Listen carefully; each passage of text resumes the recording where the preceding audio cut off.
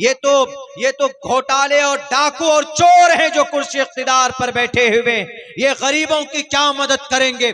700 किसान अपने गले में फांसी का फंदा लगाकर मर गया, लेकिन उनको पूछने तक के लिए नहीं पहुंचा। न कोई पीएम पहुंचा, न किसी स्टेट का सीएम पहुंचा। आज के मंत्रालय, आज के मिनिस्ट्री के लोग, आज के पीएमओ के लोग, आज के सीएमओ के लोग, ये सब के सब चोर और डाकू और ये सब के सब लुटेरे हैं जो गरीबों के लिए नहीं सोचते हैं, जो इस देश के लाचार, बेबस, निहत्थे और मजदूर किस्म के लोगों के लिए नहीं कुछ समझते हैं, बल्कि अपना पेट भरते और अपने भागने वाले दोस्तों को हजारों करोड़ रुपए दान दे देते हैं कि जाओ तुम मेरे दोस्त हो। लेकिन इसका सही इस्तेमाल, मंत्रालय का सही इस्तेमाल कहां मिलेगा? कुरान में मिलेगा।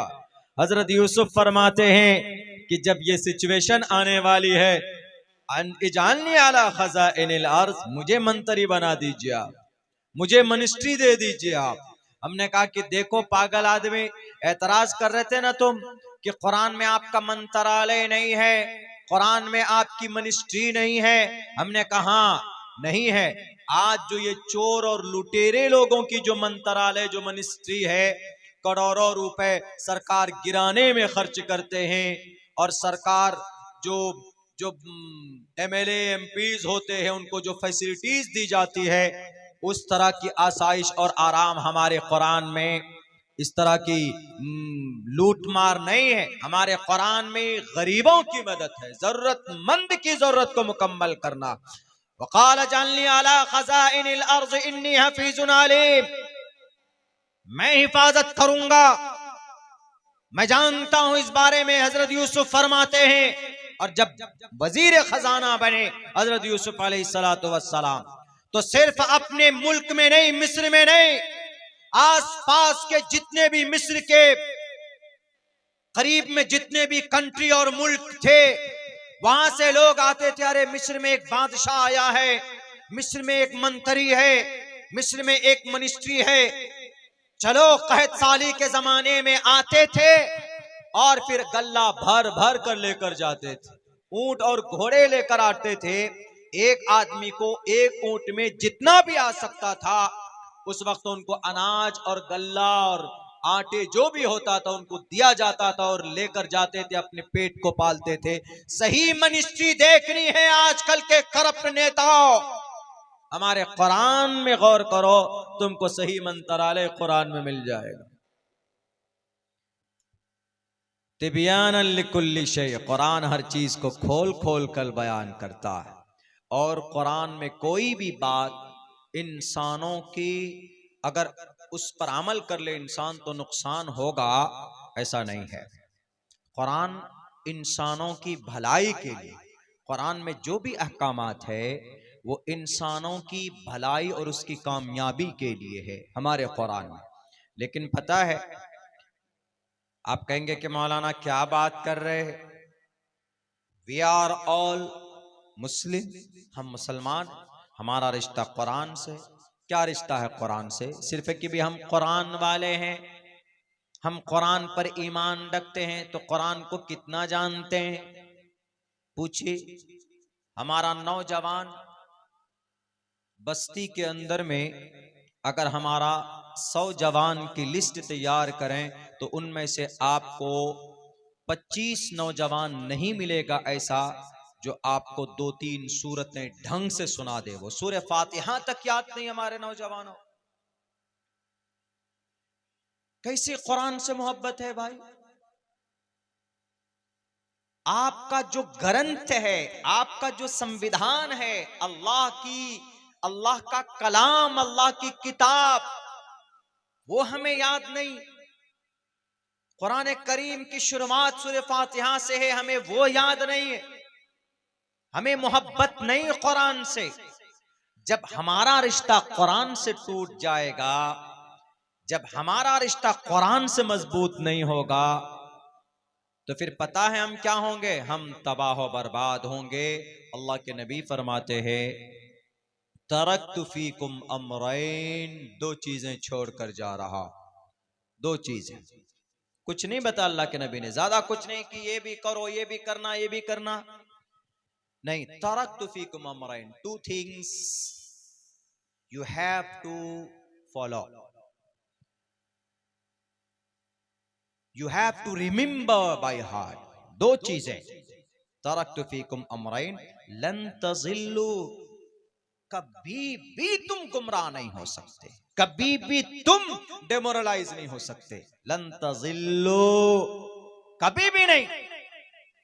मा तमस्सक्तुम बिहिमा, जब तक तुम उनको पकड़े रखोगे। पकड़े रहने का मतलब क्या है? हाथों में से पकड़े रहना नहीं, उसको जानना, उस पर अमल करना। कुरान क्या कहता है, हदीस क्या कहती है, अल्लाह के नबी की जिंदगी क्या कह रही है, सहाबा का अमल क्या है। शादी करेंगे तो शरीयत का क्या फरमान है, ये फरमान है, इस पर काम करेंगे, इसके खिलाफ कोई काम हो रहा हो नहीं। Leave this thing because these are prohibited, these are haram. करता है कोई नहीं। शादी के अंदर फजूल खर्ची कौन? मुसलमान। नमाज कौन छोड़ता? मुसलमान। शराब कौन पीता? मुसलमान। जिना कौन करता? मुसलमान। चोरी कौन करता? मुसलमान। है कि नहीं बताइए? सूद कौन खाता धड़ल्ले से? मुसलमान। हमारे नौजवान नशा करते हैं, कोरेक्स पीते हैं, सुलेसन सूंघते हैं और नटरा भेंट खाते, क्या क्या खाते पता नहीं। ये सब क्या कुरान शरीयत में जायज है? नहीं है। कौन करता? मुसलमान करता। नमाज पूछ लीजिए कि नमाज में क्या क्या जरूरी है। एक दो सूरतें याद है क्या? सूरह फातिहा याद है क्या? सूरह इखलास याद है क्या? नहीं बता पाएंगे हमारे जवान। मैं तमस्सक्तुम बिहिमा, अगर तुम पकड़े रखोगे, लन तज़िल्लू, तुम गुमराह नहीं हो सकते।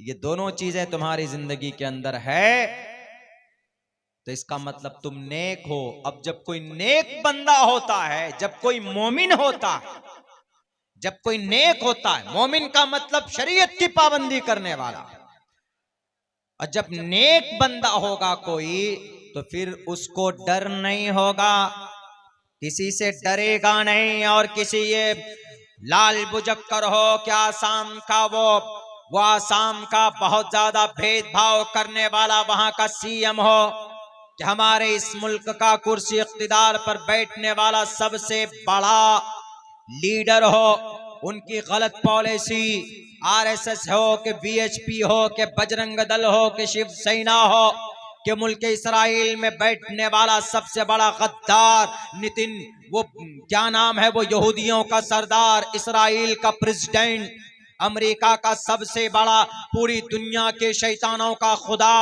अमेरिका का प्रेसिडेंट हो, कोई भी हो, जर्मनी का हो कि फ्रांस का हो, कहीं का भी कोई भी हो, फिर किसी का मकर फरेब आपका बाल नहीं, आपको टच नहीं कर सकता।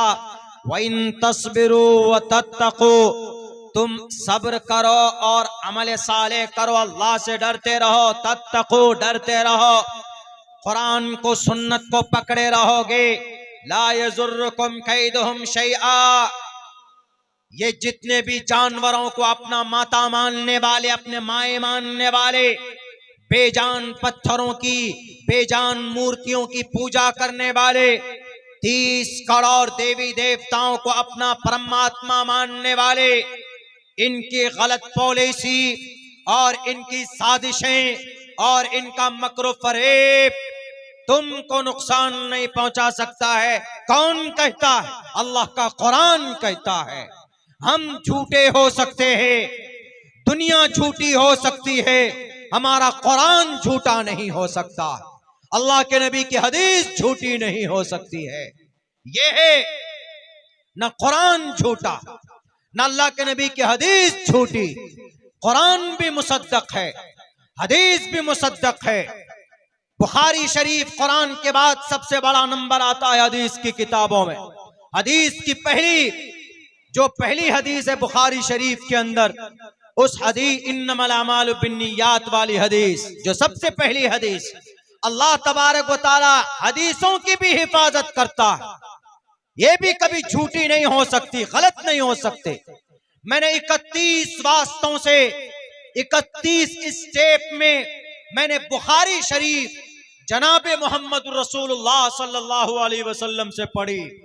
मिसाल के तौर पर इन्नमल अमालु बिन्नियात, मैंने यह हदीस शरीफ मुफ्ती सईद अहमद साहब पालनपुरी से पढ़ी। उन्होंने मौलाना फखरुद्दीन अल्लामा इब्राहिम से पढ़ी। उन्होंने यह हदीस शरीफ शेखुल हिंद रहमतुल्लाह शेखुल इस्लाम हुसैन अहमद मदनी से पढ़ी। उन्होंने यह हदीस शरीफ अल्लामा अनवर शाह कश्मीरी से पढ़ी। उन्होंने यह हदीस शरीफ शेखुल हिंद से पढ़ी। और उन्होंने यह हदीस शरीफ मौलाना कासिम नानोतवी से पढ़ी। उन्होंने यह हदीस शरीफ मौलाना शाह अब्दुल गनी मुजद्दिदी से पढ़ी। उन्होंने यह हदीस शरीफ शाह मोहम्मद इसहाक से पढ़ी। उन्होंने यह हदीस शाह अब्दुल अजीज मुहद्दिस देहलवी से पढ़ी। उन्होंने ये शाह वलीउल्लाह मुहद्दिस देहलवी से पढ़ी। उन्होंने शेख अबू ताहिर कुर्दी से पढ़ी। उन्होंने इब्राहिम कोरानी कुर्दी से पढ़ी। उन्होंने उन्होंने उन्होंने शमली कशासी से पढ़ी। उन्होंने शिन्नावी से पढ़ी। उन्होंने अल्लामा रमली से पढ़ी। उन्होंने जकरिया अंसारी से पढ़ी। उन्होंने हाफिज इब्न हजर अस्कलानी से पढ़ी। उन्होंने तन्नोखी से पढ़ी। उन्होंने हज्जार इब्न सोहना से पढ़ी। उन्होंने जबीदी से पढ़ी। उन्होंने अबुल वक्त से पढ़ी। उन्होंने दाऊदी से पढ़ी। उन्होंने फिरबरी से पढ़ी। उन्होंने इब्न हमूया से पढ़ी। उन्होंने फिरबरी से पढ़ी। उन्होंने मोहम्मद बिन इस्माइल बिन इब्राहिम बिन मुगीरा बिन बर्दिस बतल जोफी अल अमानी अल बुखारी से पढ़ी। उन्होंने हदीस शेख हुमैदी से पढ़ी। और उन्होंने हदीस शरीफ सुफियान बिन उयैना से पढ़ी। उन्होंने यहया बिन सईद अंसारी से पढ़ी। उन्होंने मोहम्मद बिन इब्राहिम तैमी से पढ़ी। उन्होंने सहाबी रसूल हजरत अलकमा बिन वक्कास लैसी रजी अल्लाह ताला अन्हु से पढ़ी। और हजरत अलकमा बिन वक्कास लैसी फरमाते, मैंने यह हदीस शरीफ हजरत उमर फारूक रजी अल्लाह ताला अन्हु को मिंबर पर मैंने बोलते हुए सुना। वो फरमाते हैं, समिअत रसूलुल्लाह सल्लल्लाहु अलैहि वसल्लम इन्नमल अमालु बिन्नियात, तमाम अमाल का दारो मदार नियत पर है। 31 वास्तों से हमने यह हदीस शरीफ जनाबे मोहम्मद रसूलुल्लाह सल्लल्लाहु अलैहि वसल्लम से पढ़ी। दुनिया का कोई इंसान कह सकता है कि भाई हमने ऋग्वेद फला संत से पढ़ा है, हमने यजुर्वेद फला शंकराचार्य से पढ़ा है, और उन्होंने फिर फला देव से पढ़ा है, उन्होंने फिर फला ऋषि मुनि से पढ़ा है, उन्होंने फिर फला महंत से पढ़ा है, और उन्होंने फिर जनाब वो देवी देवता से कृष्ण जी से पढ़ा है, शिव जी से पढ़ा है, गणेशा जी से पढ़ा। कोई बता सकता? नहीं बता सकता। ये नसब, ये सिलसिला, ये वास्ता, ये सिर्फ कुरान और हदीस का ही हो सकता है, क्योंकि अल्लाह कहता है कि ये कुरान मेरा कलाम है, मेरा, मैंने नाजिल किया है, हमने नाजिल किया है, और हम ही इसकी हिफाजत करने वाले हैं। तो कुरान के साथ साथ हदीस की भी हिफाजत अल्लाह करता है। तो मैं ये कह रहा था कि कुरान की बातें झूठी नहीं होती है, हदीस की बातें झूठी नहीं होती है, वो ला शक ला रैब है। तो इसीलिए हमारा कुरान कहता है कि मंत्रालय कैसे संभालना है। देखो हजरत यूसुफ अलैहिस्सलाम की जिंदगी से लोग आ रहे हैं, लेकर जा रहे हैं। यूसुफ अलैहिस्सलाम ने कभी भी नहीं, उनके भाई भी आए थे, यूसुफ अलैहिस्सलाम के भाई, उन्होंने भी कहा था कि बादशाह सलामत। यूसुफ अलैहिस्सलाम तो पहचान गए, उनके भाई नहीं पहचान पाए, जिन्होंने कुएं में डाला था बचपन में। लेकिन यूसुफ अलैहिस्सलाम चाहते तो क्या कहते, अच्छा you are a criminal because you have fell down pit, कुएं में डाला तुमने मुझे, मैं तुमको जेल में डालूंगा नहीं। सब भाइयों को बुला करके उनको भी भर भर के दिया, लो जाओ, भाइयों को भी दिया, औरों को भी दिया। ये होती है मिनिस्ट्री। आजकल मिनिस्ट्री किसके लिए है? अदानी के लिए है, अंबानी के लिए है, इन चोरों के लिए है। ताकत का सही इस्तेमाल कैसे हो, पैसों का सही इस्तेमाल कैसे हो, हमारे कुरान में है। तो लोग खामखा कहते हैं कि मौलाना शरीयत के अंदर, कुरान के अंदर आज के जमाने में जो कुछ हो रहा है आपके कुरान में उसका समाधान है। फ़इन तनाज़अतुम फ़ी शैइन फरुद्दूहु इलल्लाहि वर रसूल। फ़ी शैइन, किसी भी मामले का मामला झगड़ा हो कुरान और हदीस की तरफ रुजू करोगे, समाधान मिलेगा। इसका मतलब यह है कि कुरान और हदीस में अल्लाह ने उस मसले का हल निकाला है, उसमें है लिखा हुआ।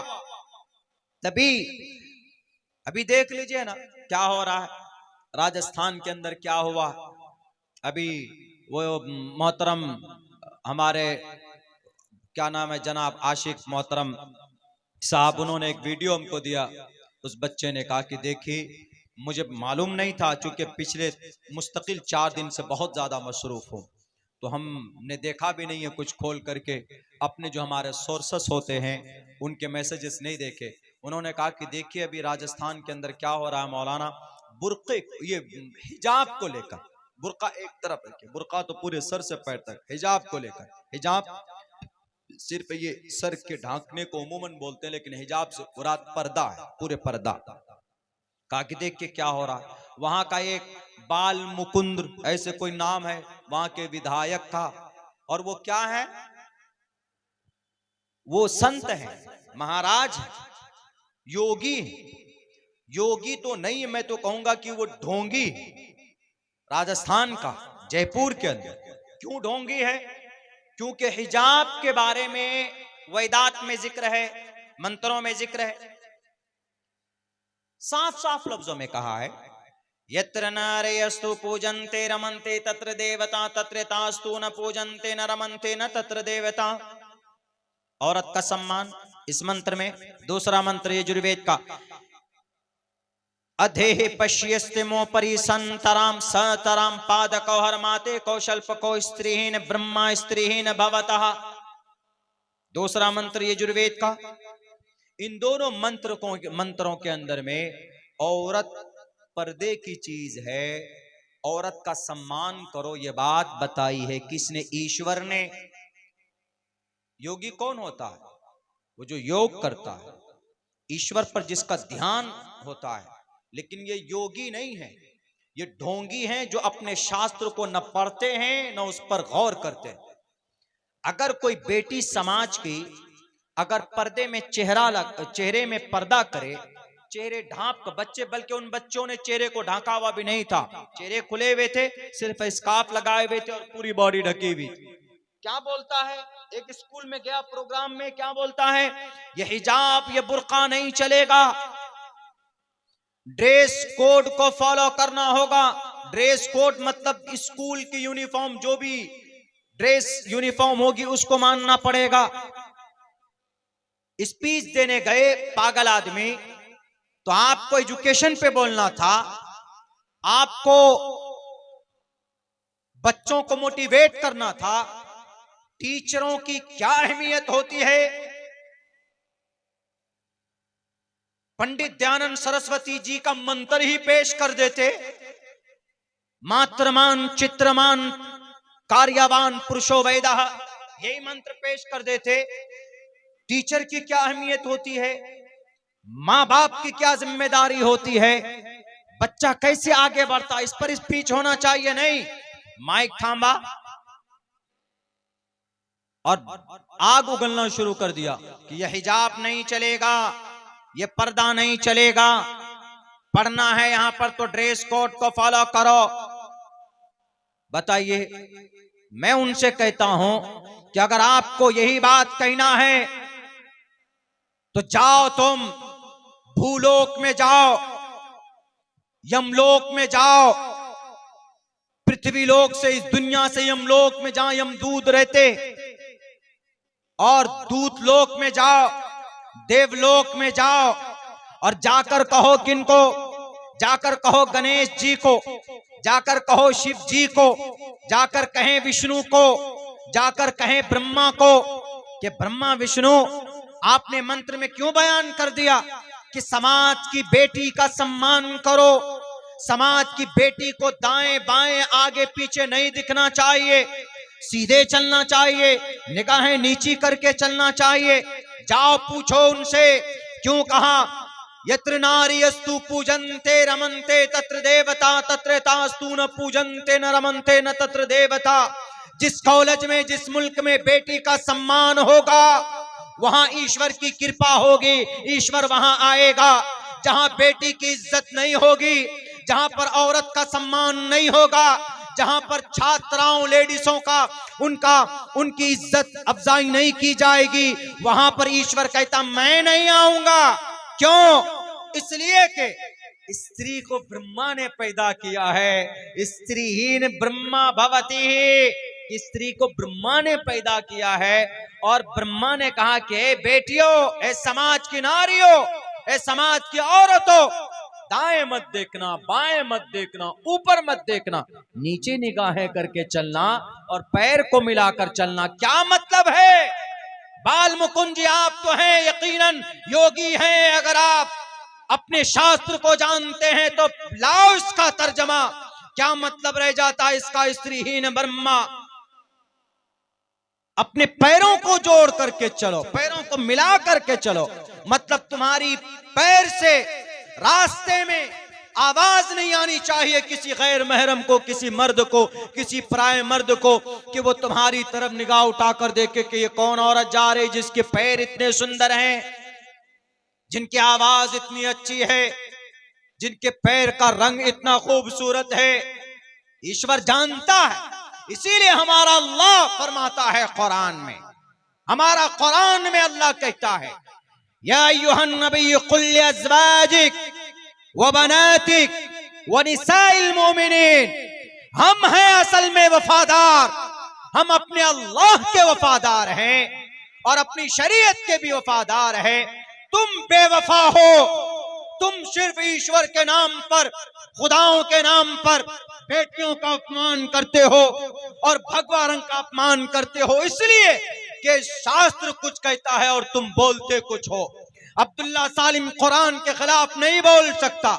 हमारे कोई भी वक्ता हजरात जो आए हैं यहाँ पर अभी तक, जिन्होंने तकरीर की है, कभी भी कोई भी शरीयत के खिलाफ नहीं बोल सकता। जो शरीयत में है वही बात बताई जाएगी। लेकिन पता नहीं क्या भंग खाकर बैठे हैं, क्या नशा चढ़ा हुआ है कि होता कुछ है शास्त्र में, और अपने आप को नेता बनाने के लिए, अपने आप को क्रांतिकारी हिस्ट्रिकल इंसान मनवाने के लिए अनाप शनाप बयान देते रहते हैं कि हिजाब नहीं लगाना। क्यों नहीं हिजाब लगाएंगे? हिजाब से फायदा भी है ना। हिजाब से फायदा यह है कि समाज की बेटी की इज्जत होती है बिकॉज ऑफ हिजाब, बिकॉज ऑफ बुर्का, बुर्के की वजह से। और फिर पर्दा, हिजाब कुरान में नहीं है, शास्त्रों के अंदर अनेक जगह पर, मैंने तो 2 से 3 श्लोक पढ़े। इसीलिए हमारा कुरान तस्दीक करता है, मुसद्दक। क्या?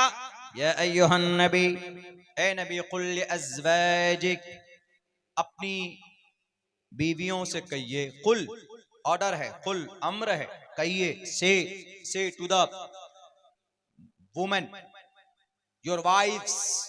कुल लिअज़वाजिक, अपनी बेटियों से भी कहिए।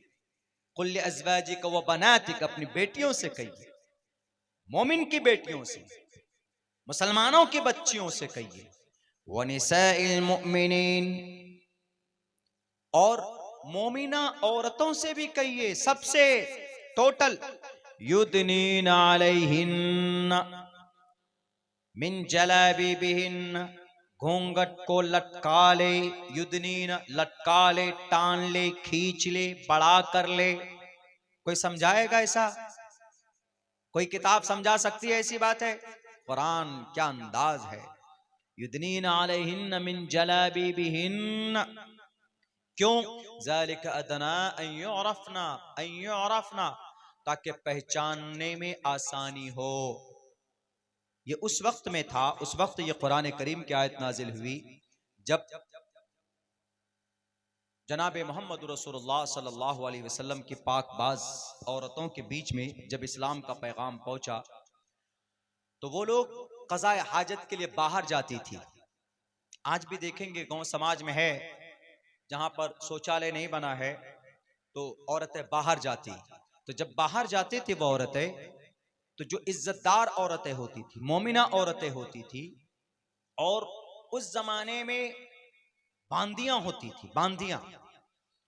तो बांदी और घरेलू आजाद औरत, तो जो औबाश किस्म के लड़के थे, जो कुफार थे, मुशरिकीन थे, वो सबको छेड़ते थे। तो इसीलिए अल्लाह ने ऑर्डर किया कि नहीं, सबको नहीं, आजाद औरत है जो बांदियां हैं, दोनों के उसमें फर्क है। तो इसीलिए अल्लाह ने कहा कि तुम घूंघट कर लोगी तो उन लोगों को जो औबाश किस्म के इंसान हैं, मुशरिकीन हैं, जो दुश्मनान इस्लाम हैं, वो अगर छेड़ेंगे तो उनको महसूस हो जाएगा, पता चल जाएगा कि भाई ये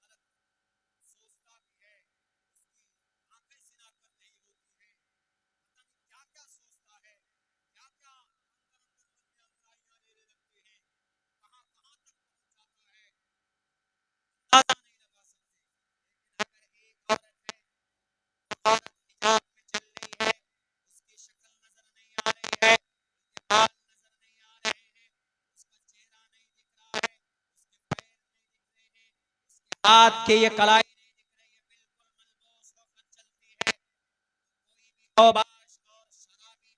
होगा, कितनों ही शराबी हो, कितनों ही फसादी हो, वो सिर्फ इसके बुर्के की वजह से उसको सम्मान देता है, दिल से रिस्पेक्ट देता है कि नहीं, ये औरत बड़ी मुहज्जब है, ये औरत इज्जतदार है, इस औरत को छेड़ो मत, इस औरत के ऊपर गलत ख्यालात नहीं डाल सकता, वो नहीं सोच सकता इस औरत के बारे में, इसलिए can because and she is covered, वो पूरी की पूरी घिरी हुई, दुनिया जानती, मसल मशहूर है। आप चीनी को खोल कर रख दीजिए, उसमें मक्खी भी पड़ेगी और उसमें चींटी भी आएंगी और फिर सब उठा उठा कर लेकर जाएंगे, लेकिन अगर उसी चीनी के डब्बे को बंद कर दिया जाए तो वो महफूज भी होगी चीनी, उसकी हिफाजत भी होगी। ऐसे ही औरत है, औरत को अगर आप बाल खोल कर चलवा दें, टी शर्ट पहना दें और फिटिंग और स्कर्ट पहना कर उसको चलवा दीजिए, जो इंसान शरीफ भी होगा वो भी 2 सेकंड के लिए बहक सकता है कि क्या है, अलग अलग कमेंट करने लगता है, कुछ भी बोल सकता है, देख भी सकता है। अगर उनकी बेपर्दगी की वजह से अगर कोई इंसान हवस की निगाह से देखता है तो जितना देखने वाला गुनहगार होगा, तो क्या वो बेपर्दा औरत, क्या वो गुनहगार नहीं होगी? वो भी गुनहगार होगी। अल्लाह के नबी का फरमान है, इन्नल मरअत औरतुन इदा खरजत इस्तशरफहा शैतान, कि जब औरत बाहर निकलती है तो उसका पीछा शैतान करता है, और फिर औरतें खोल कर अपने आप को बाहर निकलेंगी तो मेरे भाइयों, कुरान और हदीस के खिलाफ है और शैतान को दावत देने वाला ये अमल है। और जब लड़कियां खुलकर बाहर निकलती, अपने आप को प्रोटेक्ट नहीं करती तो जिना के वारदात होते हैं। क्या पर्दे में रहकर, बुर्के में रहकर, हिजाब में रहकर हमारी समाज की बेटियों ने क्या तरक्की नहीं की है? उठाओ, कर्नाटका की रिपोर्ट है कि मैट इंटर के अंदर सबसे ज्यादा बड़ा अगर टॉपर कोई लड़की रही है तो वो बुर्का पहनकर उस लड़की ने उर्दू मीडियम के अंदर जब एग्जाम दिया तो कर्नाटका पूरे सूबे के अंदर अगर कोई टॉपर है तो वो बुर्का पहनकर, वो समाज की बेटी जो तालिबा है जिन्होंने कभी भी अपने चेहरे से, अपने चेहरे को खोलकर गैर महरम के सामने में नहीं पहुंचे, वो समाज की बेटी। और कभी भी कोई भी इंसान कुरान और हदीस को अगर मानता हो, उस पर अमल करेगा, वो कभी भी कहीं पर भी नाकाम नहीं हो सकता है। इस बुर्के का सबसे बड़ा फायदा तो यह है, बाल मुकुंद साहब, उसकी इज्जत महफूज होगी, उसकी तरफ कोई देखेगा नहीं, उसकी तरफ कोई हवस की निगाह से नहीं देखेगा। वाह वाह वाह, बहुत अच्छा है। मैं तो चाह रहा था कहीं से कुछ अल्टीमेटम आए, लेकिन ये तो बड़ा खतरनाक ऐलान करने के लिए बोल रहे हैं भाई। तो खैर, तो मुसलमानों, बस एक पैगाम देना बहुत इंपॉर्टेंट समझता हूं आजकल के जलसों में। वो ये है कि मुसलमान चूंकि अपनी शरीयत से दूर हो चुका है। मैंने कल भी एक जलसे में कही थी, आज भी कहता हूं कि अल्लाह सिर्फ ईमान पर मदद नहीं नाजिल फरमाता है कि मैं मोमिन हूं, बस अल्लाह को एक मानता हूं, कुरान पर अमल करते, कुरान पर ईमान है, नबी को आखिरी, मोहम्मद रसूलुल्लाह को आखिरी नबी मानता हूं, हदीस पर ईमान। ईमान रखने से काम नहीं चलेगा। ईमान के साथ साथ अल्लाह की मदद का जो वादा है ना, पता है किस पे है? आमाल सालिहा पर है, नेक अमल पर है। और आमाल सालिहा क्या है? नमाज है, रोजा है, ज़कात है, हज है, सुन्नत है, बेपर्दगी से बचना है, सूद से बचना है, शराब नहीं पीना है, कुरान की तिलावत करना है। जहां पर गाना उछल उछल कर सुनते हैं तो वहीं पर कुरान की तिलावत सुनिए आप गाने के बजाय। मैं अपनी गाड़ी में अगर 800-900 किलो 9 घंटे 10 घंटे की सफर करूंगा, मेरी अभी तक जितनी भी गाड़ी पे मैं अपनी गाड़ी पे बैठा हूं, मेरे ख्याल से 5 मिनट तक का म्यूजिक मेरी गाड़ी में नहीं चला। मैं चलूंगा यहीं से, न्यूज लगा दूंगा, ज्यादा वो सुनूंगा, या किसी की हिस्ट्री के ऊपर कुछ लगा दूंगा, वो सुनूंगा, कुरान की तफसीर लगा दूंगा, वो सुनूंगा। ज्यादा पसंद करता हूं न्यूज सफर में, क्योंकि उसके अंदर में कुछ मसाला वसाला होता है, वो भी न्यूज इन बेजमीर मीडिया वालों की नहीं, ये ईमान फरोश की नहीं। ये जो सब बरसाती मेंढक हैं, मोदी जी के टट्टर करते हैं, इनके लिए नहीं, ये तो बड़ा चलाकर पेश करते हैं खामखा। जो कुछ होता नहीं, जिसको दिखाना वो नहीं दिखाते, जिसको नहीं दिखाना वो दिखाते। मोदी जी कैसे खाते हैं आम? चूस कर खाते कि काट कर खाते? कोई सवाल है भाई? आम खाने का कोई चूस कर खाता, कोई काट कर खाता है। पूछ रहे हैं इसको, आप थकते नहीं है क्या? मोदी जी बैठ करके हल जोतते हैं, थकते नहीं है। 10 लाख के तो जोड़े पहनते हैं, उनका अंडा भुन के आता है जर्मनी से, बाल काटने वाला आता है इसराइल से, थकते नहीं है। 3 लाख का तो पैन यूज करते हैं मोहतरम, बहुत अच्छा बोलते हैं, खाक बोलते हैं, पूरा सिस्टम होता है उनके चश्मे के अंदर फिट होता है, देख देख करके वो देखते बोलते, देखते बोलते। बोलते हैं कि नहीं जनाब, उन्होंने बड़ी मेहनत की, चाय बेचकर यहां तक आया। हमने कहा कि भाई गनीमत है कि सिर्फ चाय बेची उन्होंने, तो देश का कुछ बचा नहीं, सबको बेच दिया। बेचने की आदत है, सस्ते में ही बेच दिया उन्होंने सब कुछ। दुनिया के अंदर में, भारत के अंदर में आज तक कोई इंसान ऐसा मिला है जिसने कहा कि मैंने मोदी जी के हाथ से चाय पी है? कोई नहीं मिला। एक नैरेटिव बना दिया गया, बैरकैट। तो मैं यही कहना चाहता हूं कि आज मुसलमानों को जरूरत है, नेक अमल की जरूरत है। सिर्फ कलिमा से, सिर्फ मोमिन बनने से काम नहीं चलेगा। नेक मोमिन बनिए। कुरान में जो है वला तहिनु वला तहज़नु व अंतुमुल आलौन इन कुंतुम मोमिनीन, इससे मुराद ये है कि नेक साले अच्छे काम करते रहे। मोमिन की शान और पहचान ये। मेरे भाइयों, मैं तो चाह रहा था कि भाई कोई इशारा है ताकि मैं अपनी बात जल्दी खत्म करूं। इसमें बात कही गई चंदे की, तो चंदा, अच्छा इसमें भी एक बात मैं बताऊं, जलसा करते हैं, इसमें मुकर्रिर आते हैं, चंदा करते हैं, या गांव समाज में गाड़ियां जाती है, मदरसे के ताल्लुक से चंदा होता है, असातिज़ा जाते हैं जो पढ़ाते हैं वो चंदा करते हैं। ये चंदा करना ही जो तरीका है ये यकीनन जिल्लत है कौम के लिए, चंदा करना। अरे इनमें चंदे की आवाज लगाने की जरूरत ही नहीं पड़नी चाहिए।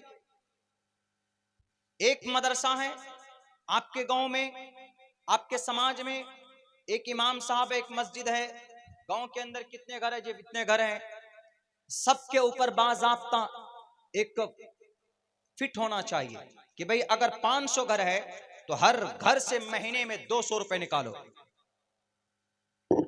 बैतुल माल में जमा होगा। कहां होगा?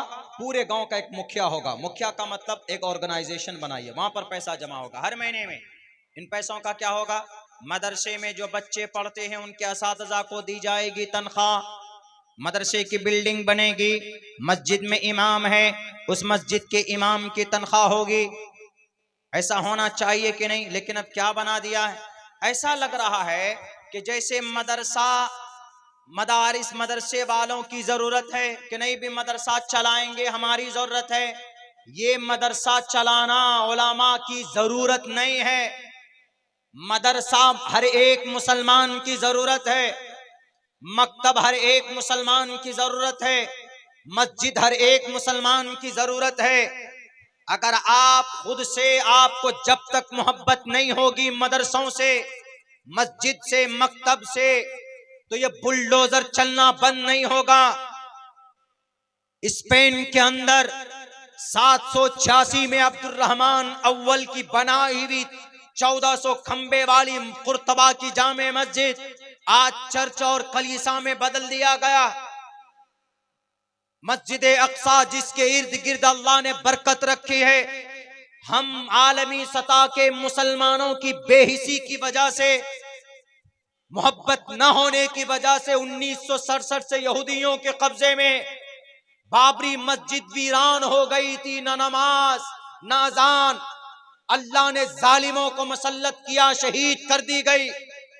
अगर मुसलमानों याद रखे, ये मत सोचिए कि हम सीमांचल में हैं, जब गोलियां चलती है, जब बातिल ताकतों की तलवार चलती है तो फिर सिर्फ टोपी और दाढ़ी वाला कटता है, आलिम नहीं, एक एक मोमिन को काटा जाता है।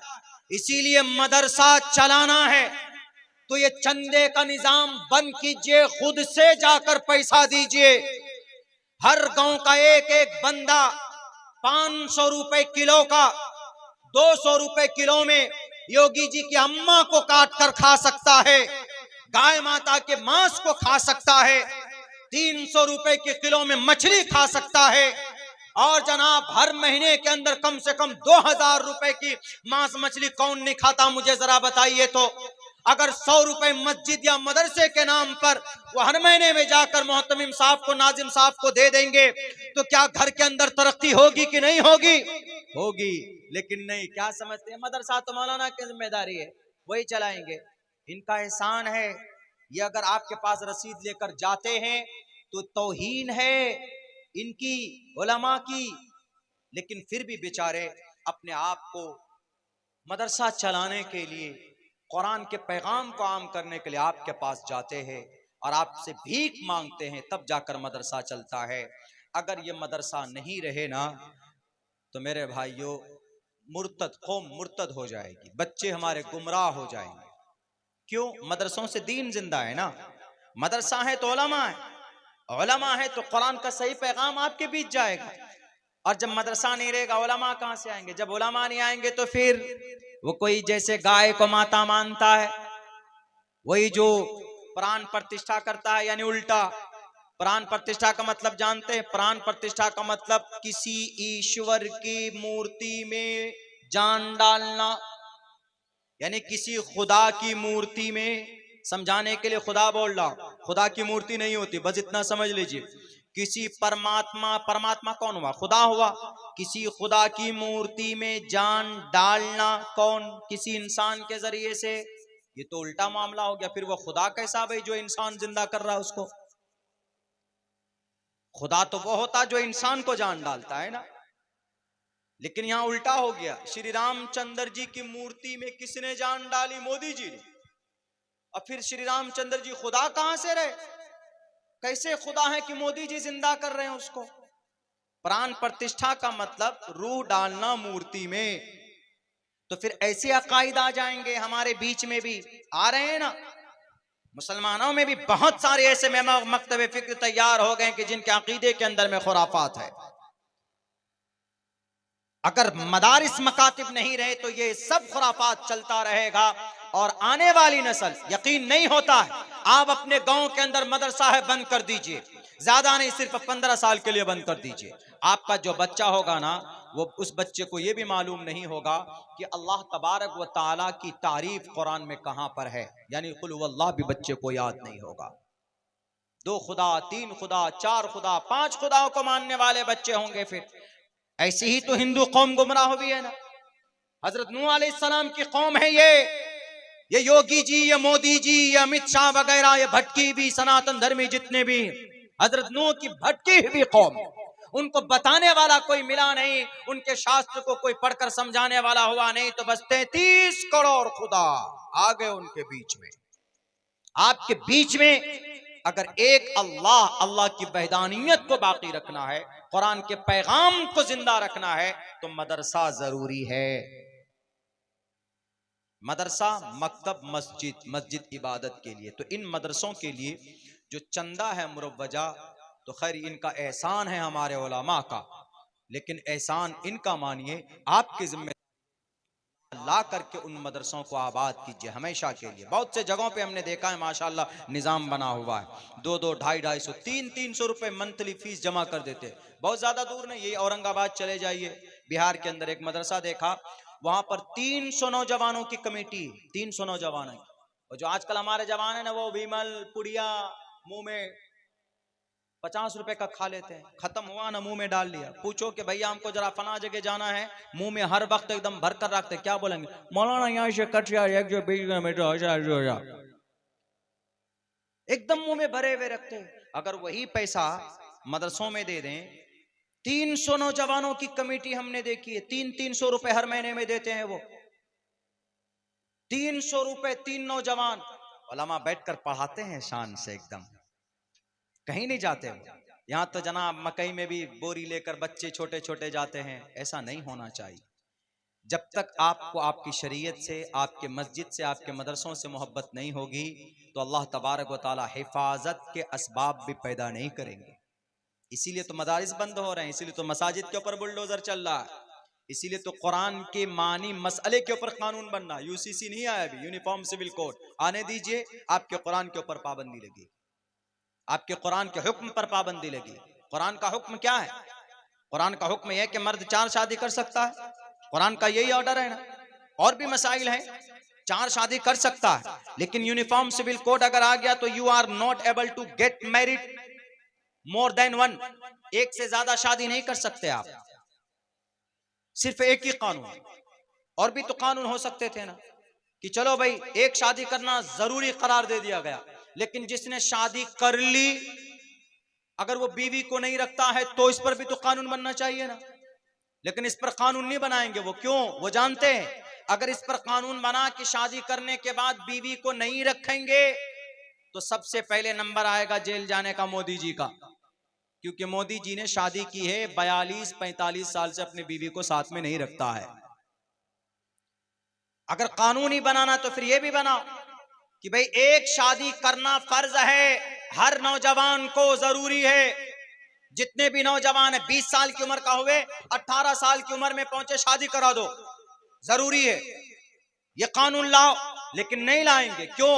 वो जानते हैं कि अगर हर किसी को, हर नौजवान को 18 साल की उम्र के बाद अगर शादी करना फर्ज हो गया कानून में, संविधान में अगर ऐसा कानून बना, तो सबसे पहले जेल में कौन जाएंगे? योगी जी जाएंगे। योगी जी की शादी नहीं हुई है, वो जेल में चले जाएंगे। अटल बिहारी वाजपेयी जी चले गए इस दुनिया से, वो जेल में जाते। और कौन? ये मोहन भागवत जी आरएसएस के चीफ, ये जेल में चले जाएंगे। और कौन? नितिन गडकरी जी, वो जेल में चले जाएंगे, बड़े बड़े नेताओं का नंबर आ जाएगा जी, चलो जेल में, क्यों शादी क्यों नहीं की तुमने। शादी करने के बाद बेटी औरत का सम्मान सामने नजर आता है, तब पता चलता है कि भाई औलाद या औरत का क्या सम्मान है।